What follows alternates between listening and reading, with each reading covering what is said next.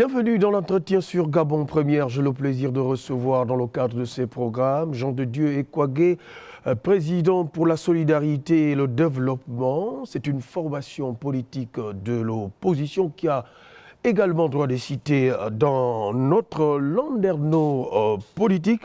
Avec lui, nous allons échanger justement dans ce format de 26 minutes sur la mise en œuvre de la charte de la non-violence à quelques encablures des prochaines consultations politiques au Gabon, mais également croquer quelques aspects liés à l'actualité politique du pays. Bienvenue une fois de plus sur notre lucarne Gabon Première. Monsieur le Président, bienvenue sur Gabon Première. Merci beaucoup. La charte de la non-violence, comment comptez-vous déjà d'entrée la mettre en œuvre? Et donnez-nous un peu les raisons de cette initiative.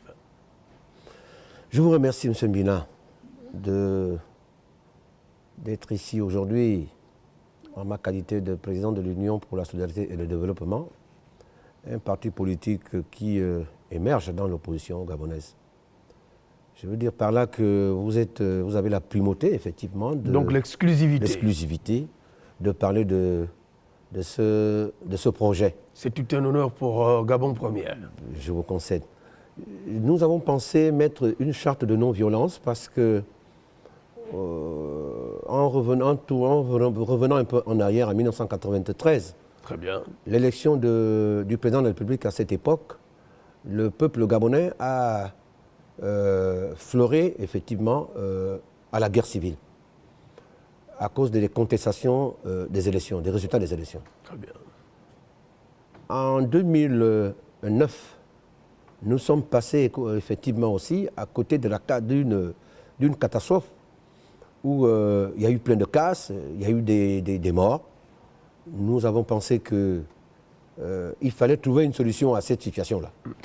En 2016, c'était pratiquement la même chose. Qu'est-ce qu'il faut faire pour éviter qu'on en arrive à chaque fois qu'on proclame les élections et que le peuple réagit? Il y a toujours des pertes en vies humaines, des casses.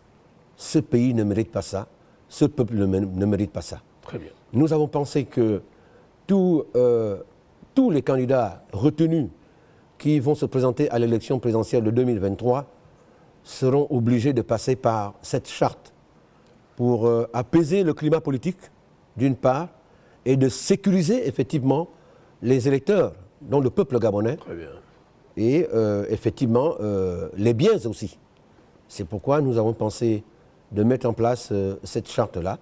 Nous irons voir tour à tour des candidats qui se sont déjà prononcés comme candidats à l'élection présidentielle de 2023. Très bien, sans pourtant les citer. Bien sûr. Voilà.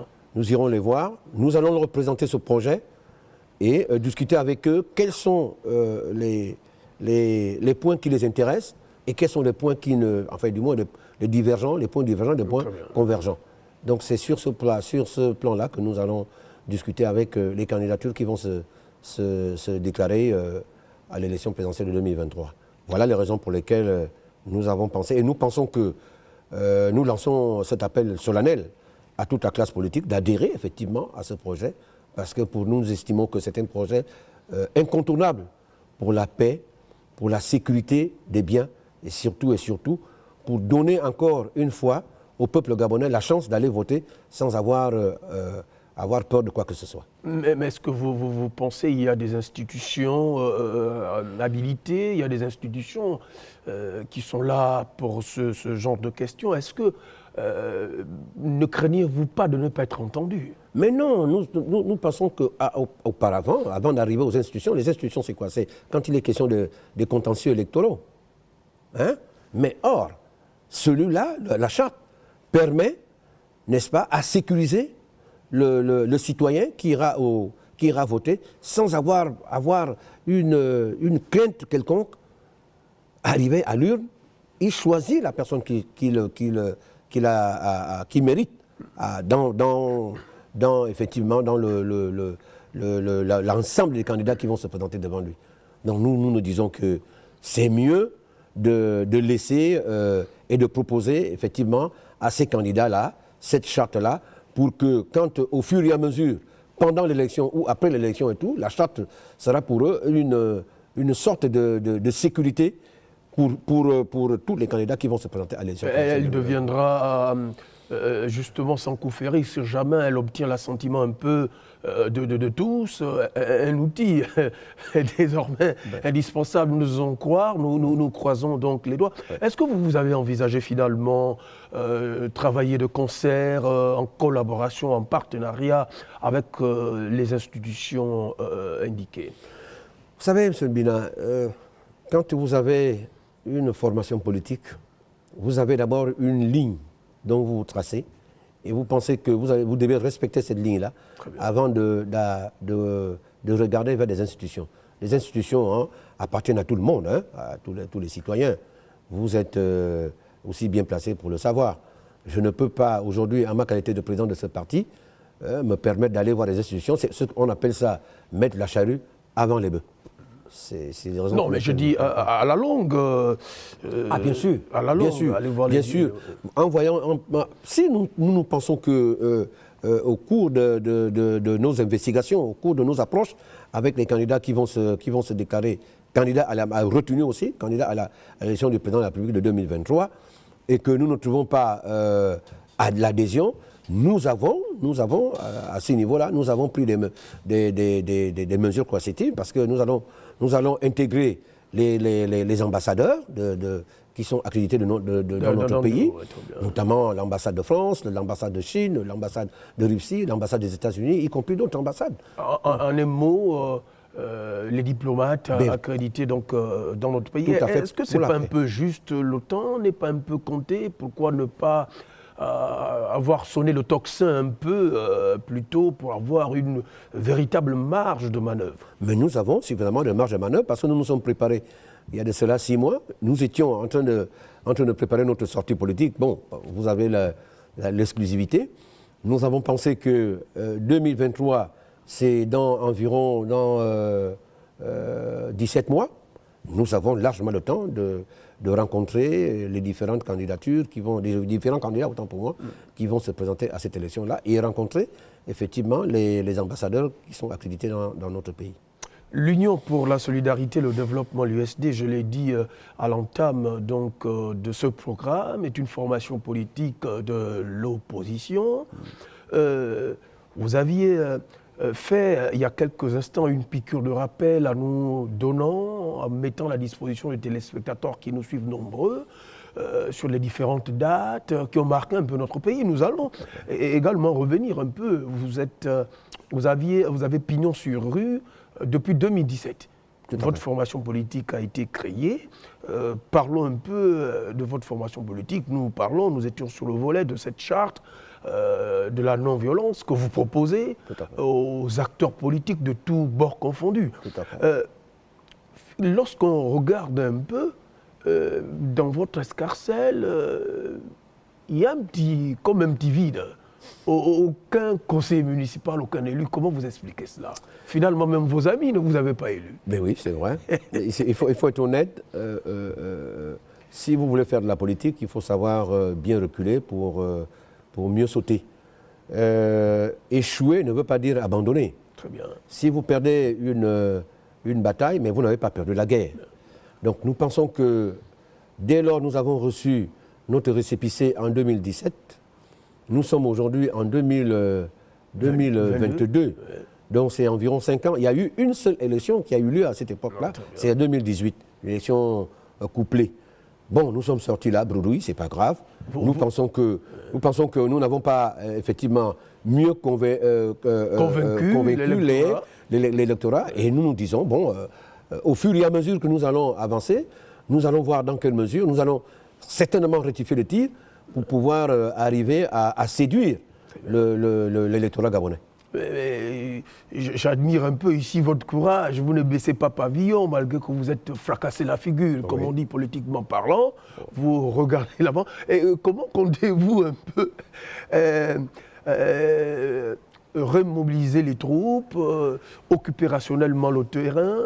Qu'envisagez-vous? Fracasser la figure, je ne pense pas que c'est le terme, c'est l'expression qu'il faut. nous avons perdu. Mais avec 0 compteur. Non, oui, bien sûr, nous avons perdu l'élection. Et je vous le répète. Vous êtes allé en villégiature. Mais non, nous avons perdu l'élection, c'est vrai. Je vous répète que nous n'avons pas perdu la guerre. Très bien. Nous allons davantage nous déployer sur le terrain, convaincre davantage, faire la pédagogie pour que ceux qui ne comprennent pas, notre plan politique essaient de faire des efforts. Nous allons nous rapprocher de ceux-là pour que désormais nous soyons plus ou moins entendus et effectivement travailler, chercher à avoir des élus. Nous voulons commencer plus bas, hein, ça il faut quand même le dire, hein, nous voulons commencer plus bas, obtenir les conseillers municipaux, occuper les mairies, progressivement nous atteignons le pouvoir exécutif parce que nous pensons que nous n'avons pas suffisamment de moyens. Les tout petits moyens que nous pouvons avoir sont des moyens personnels. Hein. Ici, les militants ne cotisent pas dans notre pays. Hein. Au Gabon, je ne crois pas du tout. La faute vous incombe. Non, pas du tout. Parce que vous n'avez pas, vous n'inculquez pas cette culture à vos militants. Non, pas du tout.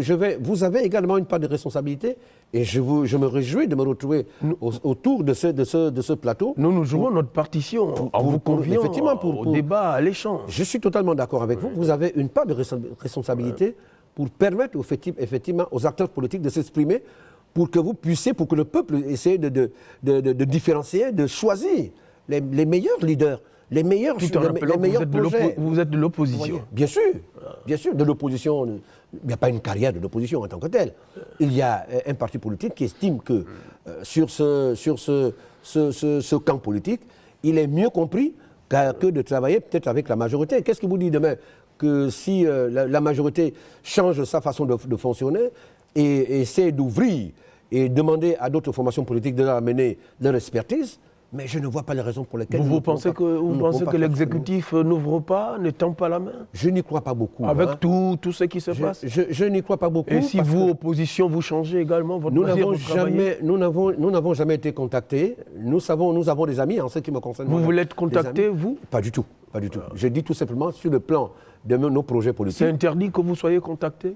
Ça, c'est la philosophie de ceux qui sont au pouvoir. S'ils pensent qu'ils peuvent tendre la main à une opposition constructive, intellectuelle, dynamique, je pense que ce serait peut-être le moment où nous pouvons arriver à discuter des points convergents. Très bien. Lorsque je regarde un peu mes petits papiers, Jean de Dieu Ekouagué, nous nous rendons compte que dans les prochains jours, vous allez poser vos valises au 1er arrondissement, au 2e arrondissement. Il y a, comme qui dirait, un problème d'implantation véritable de l'USD. Ben ça, c'est vrai. Ce n'est pas une faute en tant que telle. Je vous l'ai dit au départ, il vaut mieux reculer pour mieux sauter. Nous n'avons pas été suffisamment représentatifs sur le plan national. Pas une faute, mais un déficit. Déficit, déficit, oui, quelque part et tout. Bon, je ne peux pas apprécier votre expression. Moi, je dis, nous n'avons pas été présents. Yeah. Nous pensons que cette fois-ci, nous allons nous déployer effectivement sur le terrain, au 1er arrondissement et au 2e arrondissement. Moi, j'ai fait des investissements au 1er arrondissement, en même temps à cheval avec le 2e arrondissement. Je dis, ma famille, mes militants sont conscients. Nous l'avons préparé. Ils nous attendent. Nous attendons tout simplement le top pour pouvoir implanter nos structures de base, effectivement, pour attendre les prochaines consultations électorales. Est-ce que vous avez une cellule de base à Mambonga, dans la Boumilweti, c'était dans le sud du Gabon, vous avez une cellule? Nous irons progressivement. Nous ne pouvons pas faire, vous savez, la plus belle femme ne peut donner que celle qu'elle a. Hein. Nous ne pouvons pas nous déployer sur le plan national si les moyens que nous avons ne nous permettent pas effectivement de nous déployer. Donc nous commençons par l'estuaire. D'ailleurs, le plus grand électorat de notre pays se situe effectivement à l'estuaire. Donc nous pensons que ici, nous voulons être présents progressivement. Ce n'est pas pour autant négliger ceux qui sont à l'intérieur. Hein. Moi, je suis natif de Logo et Vindo. Hein. Je suis du 2e arrondissement. J'ai été plusieurs fois candidat. Vous êtes de Koumameyon? Non, je suis de Makoukou. Je suis de Ntanloli. Ntanloli, voilà. Makoukou, c'est au nord-est du Gabon. Mais tout à fait. Pour les téléspectateurs qui nous suivent à l'international. Oui, tout à fait. Donc, je suis de là-bas. J'ai été plusieurs fois candidat là-bas. Vous avez encore mordu la poussière? Non, mordre la poussière, c'est pas comme ça. C'est pas possible. On ne mord pas de poussière. Mais lorsque vous échoue, perdez, vous mordez la poussière. on échoue à un concours, on échoue à un scrutin. Il faut dire, mordre la poussière, il faut dire les choses telles qu'elles se présentent. Mordre la poussière, non, cette expression ne tient pas. Je pense que nous avons perdu une élection et nous pensons repartir pour pouvoir reconquérir les électeurs. Et il faut changer des projets, c'est tout. C'est tellement les projets qu'on présente. Malgré cette chute, vous ne baissez pas toujours les bras? On ne peut pas baisser les bras. Un homme politique qui est vivant, on laisse la politique quand on meurt.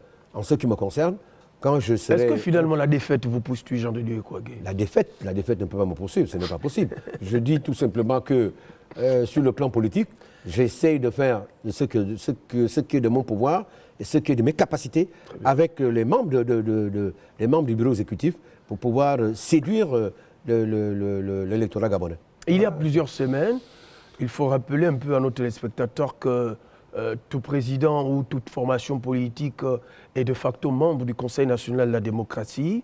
Nous allons faire un plein feu, mettre le curseur sur cette dernière actualité, la dernière session ordinaire, la première de l'année. Vous aviez pris une part active, l'USD. Lorsque nous avons mené un peu quelques investigations, finalement, à la grande surprise un peu de tout le monde, Jean de Dieu Kouagué affiche un motif de satisfaction. Qu'est-ce qui s'est réellement passé? Plus ou moins. Plus ou moins. Plus ou moins, oui. Je m'explique. Le Conseil national de la démocratie est l'émanation des événements de 1994. Très bien. C'est le plateau, l'endroit indiqué pour débattre et pour consolider la démocratie dans notre pays. Oui. Je pense que c'est ça. Hein. Renforcer le processus de démocratisation. Tout à fait. Ouais. Aujourd'hui, la dernière session a marqué un point, à ma connaissance, dans le cadre de mon parti, un point. Pourquoi? Parce que positif. Positif. Il faut préciser. À l'ouverture, nous avons vu la représentation des hautes autorités de notre pays, notamment à la personne du Premier ministre, du ministre en charge des institutions, y compris quelques membres du gouvernement qui ont pris part. Alors, c'était inédit pour vous, un parfum? Je dis ça. Vous me laissez développer. Allez-y, allez-y. Le Conseil national de la démocratie, pour cette session-là, ce qui est souvent plus ou moins gênant, c'est que les résolutions issues de ces plénières ne sont que des simples avis. Ne sont pas prises en compte, sincèrement, ou ne sont même pas, à la limite, bien consultées par l'exécutif. Ce sont des avis.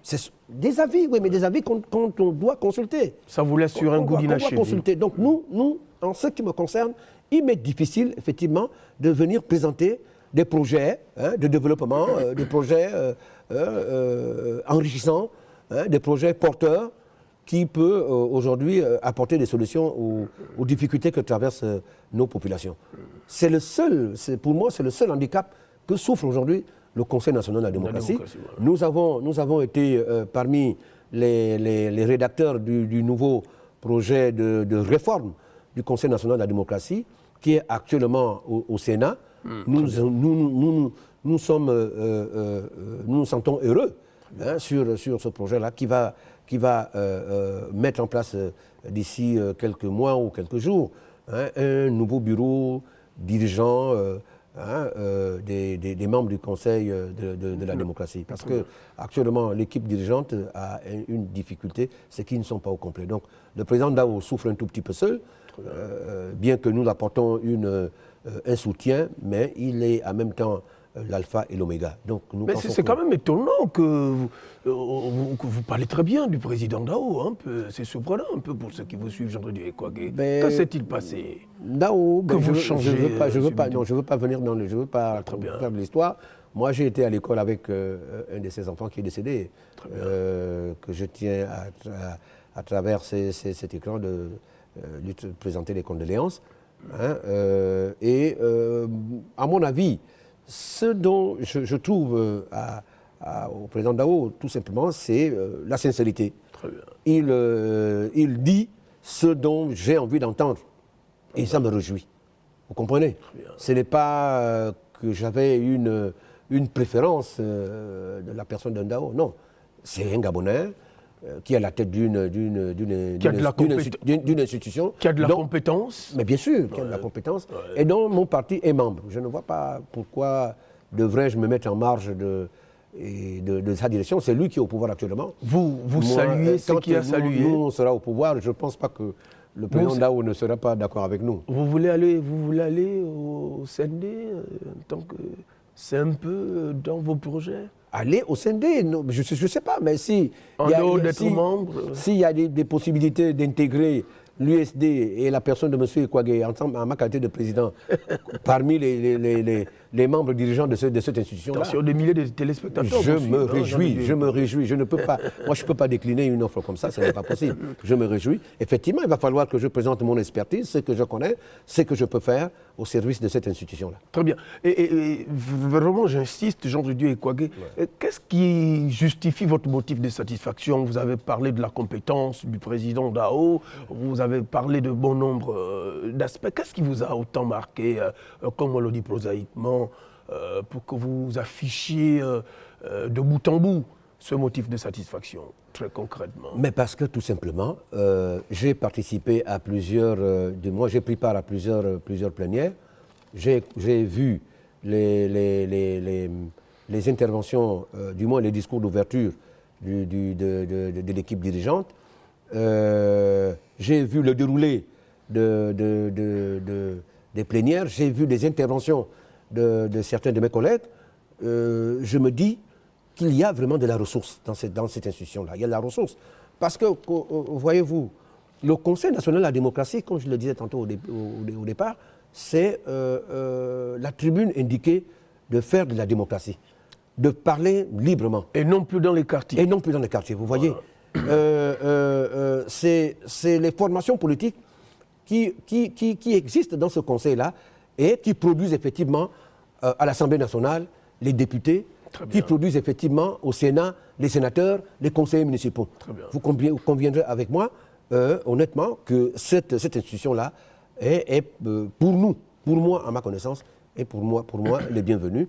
Et je dis, au déroul de la manière avec laquelle les plénières se tiennent, je ne vois pas trop de contradictions allant à vouloir mettre la discorde dans le fonctionnement de cette institution-là. Et vous êtes de ceux-là, on va évoluer très rapidement, oui. Vous êtes de ceux-là, êtes-vous de ceux-là, voudrais-je dire, que finalement l'exécutif a eu raison d'exhumer, de remettre un peu sur selle cette institution, d'élargir ses missions lors de la rencontre du nord de Libreville, notamment à Ngondje? Oui, M. Biran, vraiment, vous nous rappelez, vous me faites un peu ramener l'histoire. Hein, vous savez, que notre boulot. Ce qui a été fait à Ngondje allait dans le sens de faire disparaître le Conseil national de la démocratie. Comment ça? Oui. Et il y a eu une idée, sinon un coup de pouce, qui a contrôlé effectivement de façon indirecte le fonctionnement, le déroulement des travaux. Très bien. Qui est à la personne du chef de l'État qui disait non, il faut que ce Conseil national de la démocratie puisse demeurer. Très bien. Et c'est à l'issue de cette décision-là que beaucoup de membres... De cette volonté du chef de l'État qu'on a remis le dossier sur la... Je ne faisais pas partie de ce panel-là. C'était... moi, je faisais partie de... Vous étiez dans un autre panel. Nous avons tout de suite compris. Le panel numéro 4. Donc, vous conviendrez avec moi pour dire qu'il y a quand même de l'espoir. Vous en étiez aussi sorti satisfait du côté d'Angondje, Jean de Tout à fait. Du moins pour ce qui concerne, cette disposition-là. Alors, Jean de Dieu Ekwagé, le temps file ici à la vitesse d'un cavalier rapide. Tout à fait. Nous allons vous laisser quelques secondes pour votre conclusion. La conclusion, elle est simple. Je reviens tout simplement sur le projet. Très bien. Le projet est prêt. Nous allons au fur et à mesure rencontrer ceux qui se sont déjà prononcés comme candidats à l'élection présidentielle de 2023. Très bien. Parce que pour nous pensons que c'est l'outil incontournable pour préserver la paix, pour empêcher en fait du moins pour que les Gabonais puissent se mouvoir, aller voter, pour qu'ils n'aient plus peur d'aller voter. Très bien. Pour que les uns et les autres, les candidats qui vont se présenter à cette élection-là, puissent respecter effectivement les dispositions que nous allons tous mettre, parce que nous allons les voir, pour dire que qu'est-ce qui vous arrange et qu'est-ce qui ne vous arrange pas. Très bien, nous allons y revenir. Merci d'être passé sur plateau de l'entretien. Madame, Messieurs, c'est la fin de cet échange. Merci à vous de nous avoir suivis. Nous recevions Jean de Dieu Ekwagé, président de la formation politique, l'USD, l'Union pour la solidarité et le développement, parti de l'opposition.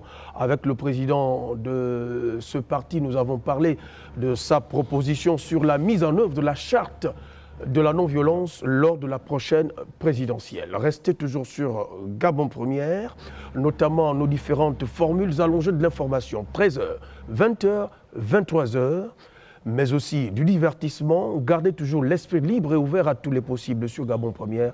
Je vous dis à plus tard.